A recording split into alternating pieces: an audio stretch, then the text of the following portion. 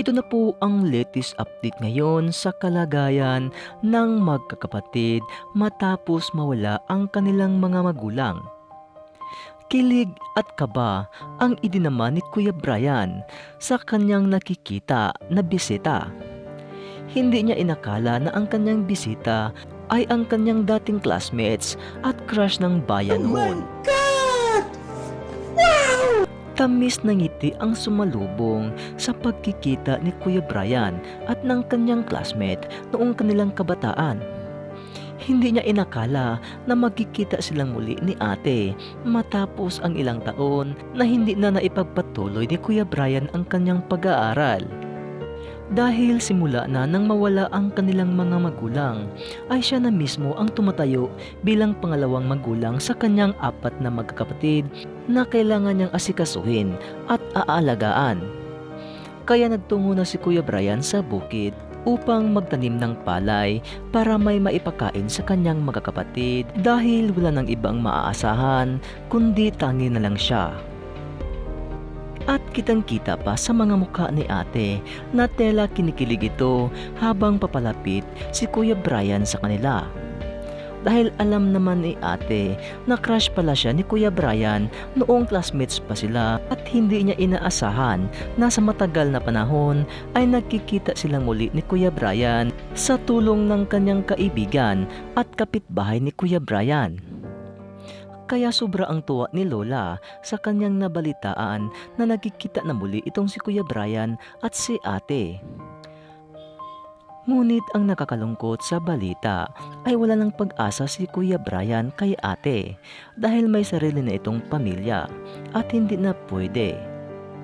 Maging si Kuya Enrico ay napangiti na lang sa balita at sa kanyang nakikita.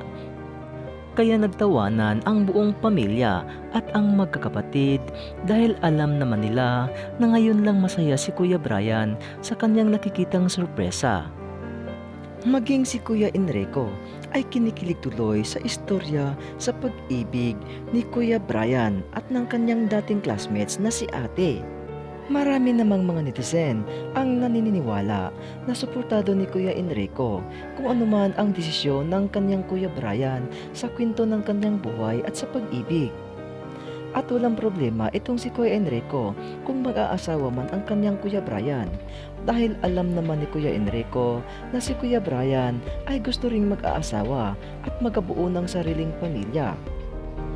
At ayon naman kay Kuya Ram na ito na siguro ang daan upang marunong ng umibig si Kuya Brian at gusto nang mag-aasawa. At nang dahil kay ate ay nabigyan siya ng inspirasyon upang humanap ng mga babae na kanyang iibigin at kanyang mamahalin sa kanyang habang buhay. At ayon rin kay ate na kanyang tutulungan itong si Kuya Brian na makahanap ng tamang babae na kanyang iibigin at mamahalin. At ayon sa kanya na mabait naman na tao si Kuya Brian at alam niya ang buong pagkatao nito dahil magkasama sila at magkakaklase noong kanilang kabataan. Kaya maraming humahanga ng mga netizen kay ate sa kanyang mga tulong na ibinigay sa magkakapatid lalo na sa kanyang classmates na si Kuya Brian.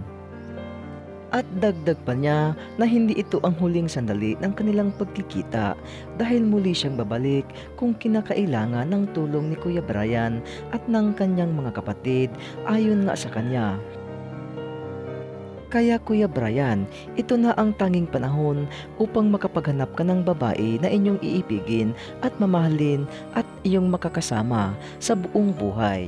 At ito na rin siguro ang tamang panahon para makabuo ka ng sariling pamilya dahil alam naman natin na ang ating edad ay hindi nagbabata. At nasa likod mo lang kami kung anuman ang inyong desisyon na kung gusto mo nang mag-aasawa ay handa namang tumutulong si Kuya Ram at ang buong netizen kung anuman ang inyong pangangailangan.